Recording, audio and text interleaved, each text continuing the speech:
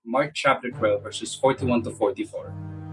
Ang istorya ng isang byuda na pumunta ng templo upang mag-alay ng kanyang kaloob.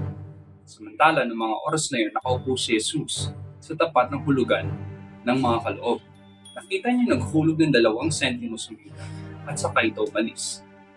Pagkatapos nun, tinawag niya yung mga disipulo niya at sinabing, Sinasabi ko sa inyo na ang inihandog ng biyudang iyon ay higit na marami kaysa sa inihandog nilang lahat, sapagkat naghandog lamang sila ng bahagi ng kanilang kayamanan, ngunit ang biyudang iyon, bagamat siya'y dukha, ngunit ihinandog niya ang buong niyang kayamanan.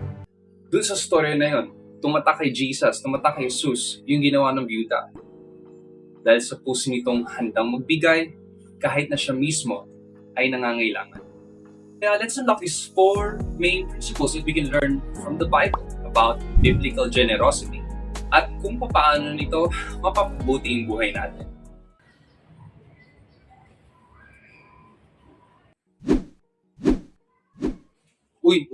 Teka lang. Bago muna tayo magsimula, let's define the word generosity. According to Cambridge Dictionary, generosity means the willingness to give, help, or support. Sa Merriam-Webster Dictionary naman, generosity is the quality of being generous. Sa Tagalog, ang kalidad ng pagiging mapagbigay. Pagiging bukas para at pagiging generous ay higit lang sa simpleng pagbibigay. Kaya, it brings me to my first point, na nasa puso ang tunay na pagbibigay.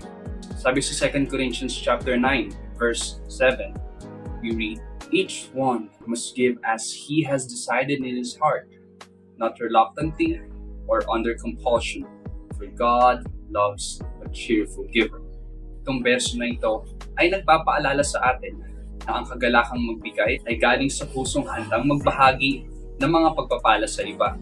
Tsaka tinuturo din ng Biblia na ang pagbibigay ay hindi lang tungkol sa pagbibigay ng mga material na bagay, pero tungkol din ito sa pagbibigay ng ating oras, talento, at kayamanan para sa mga taong nangangailangan nito.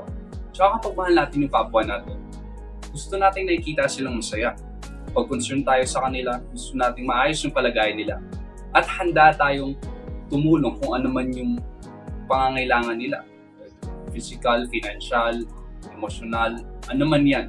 No? Handa tayong tumulong, handa tayong magbahagi as long as meron tayong naibibigay sa kanila. At gusto nating gawin yun nang hindi napipilitan. Pero syempre, may mga pagkakataon naman na hindi natin nararamdaman na magbigay sa tao, which is normal lang naman yun.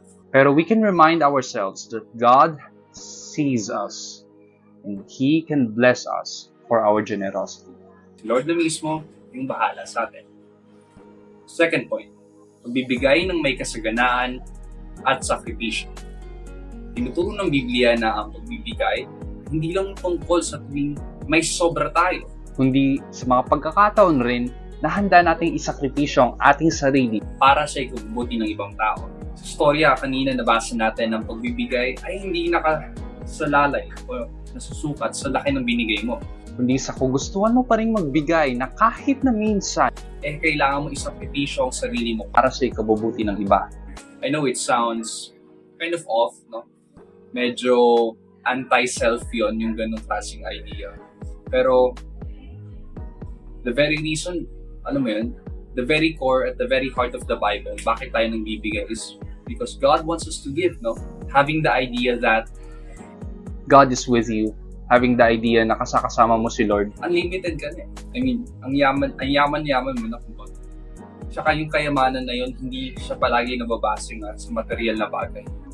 Kaya yung willingness mo na magbigay sa tao, ibigay yung puso mo sa paglilingkod, ibigay yung puso mo sa pagsuserve, no? Enough na yun eh. Para masabing sobrang yaman. Mayaman ka sa pagmamahal, mayaman ka sa talento, no? Mayaman ka sa mga gift na to na binigay sa'yo ni Lord. It doesn't make you a less version of yourself. Yung ginawang iyon ng matandang balo ay sumisimbolo sa dalisay na puso. Na binago ng pagmamahal at biyaya ng Diyos. There's another story, no? Of the Good Samaritan. Isang Hudyo na inatake ng mga magnanakaw. Bubog sarado at nakahandusay sa daan. Halos patay na to. Pagkatapos nun, may dumaang 2 Hudyo. No? Yung isa doon pare, yung isa naman doon levita. Kahit kababayan nila yun, Hindi nila tinulungan, tinignan lang nila tapos umalis na sila. Kaya nung napadaan yung Samaritano na yun, naawa siya doon sa Hudyo at tinulungan niya to. Dinamot niya yung sugat, binendahan niya yung mga sugat. At pagkatapos, dinala niya sa pinakamalapit na bahay panuluyan. Binayaran niya na yung upa ng gabing yon hanggang kinaumagahan. Tapos binilinan pa niya yung tagapagbantay na alagaan at tignan niya yung Hudyo hanggang makalis ito ng safe dun sa tinutuluyan niya. That's why these stories are powerful. Sabi niyo kung bakit? Kasi hindi lalarawan nito that being generous is way superior to our cultural and personal biases. Hindi nakabase kung sino o para kanino. Hindi nakabase ito sa ating puso na handang magbigay at magsakripisyo para sa iba. Third point, ang pagbibigay ay nagmumula sa karakter ng Diyos. In understanding generosity, deeply, kailangan natin maunawaan na nanggagaling ito sa Diyos, sa character mismo ni God. Siyang nagbibigay ng pagpapala sa atin.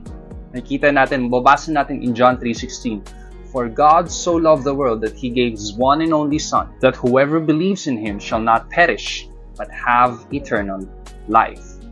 God's love and generosity towards us sets a divine example for how we should treat others. Ibig sabihin, ang pagbibigay ay katangian na namana natin kay God. It is deeply engraved in our conscience. Bibigay, nagmamahal, at nagsasakripisyo tayo dahil si God mismo ay ginawa yun para sa atin. Nung ipinadala niyo si Jesucristo upang pagbayaran ang ating mga kasalanan at bigyan tayo ng buhay na walang hanggan.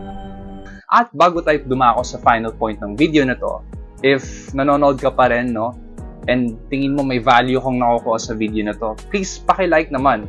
And also subscribe also in my channel if nasa Facebook ka or in other platforms, please follow naman. Pa-like din yung page, So, in my fourth point, na pinagpapala ang mga nagbibigay.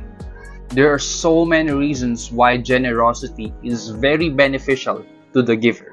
First, nakakatulong ito para mag-improve yung relationship natin sa ibang tao. When we give, it shows how we care about them and that we're willing to help them. Dahil dito mas tumatatag yung relationships natin sa tao, which makes us feel more connected and satisfied. Secondly, generosity can help us reduce anxiety. Bakit? Kasi when we focus on helping other people, nakakatulong to para mawala yung problema natin and it can give us a sense of purpose. Finally, ito yung hinintay natin. Finally, generosity can lead to financial prosperity. NANI? Like, legit ba talaga? It can lead to financial prosperity. Bakit? Kasi pag buo tayo ng bibigay, hindi tayo nag-aalala. Because we are willing to trust God to provide for our needs. This mindset brings a great sense of security and peace. Tandaan natin, sobrang yaman ni Lord. Unlimited yon. So bakit ka mag-aalala na mawawalan ka? Diba? Kaya at the end of the day, generosity is not about giving and expecting something in return. Hindi yun ganon. Kundi giving out of heart of love and compassion. So if you're looking for a way to improve your life, I encourage you to be generous. Promise, it's a win-win situation. As we end, let's remember that embracing generosity brings transformation to us and to the lives of the people around us. In small acts of kindness, nagiging blessing tayo sa iba at nagiging daluyan ng pagpapala ng Diyos. Kaya kung nagustuhan nyo itong video na to, kindly hit like and subscribe kung nasa YouTube ka. And also, panoorin mo na rin itong video na to, promise solid yan. You will discover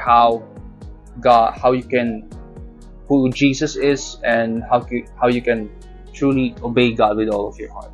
So, maraming salamat sa time nyo. Sobrang na-appreciate ko yun. And guys, see you next time. See you next video. Peace always. Bye-bye.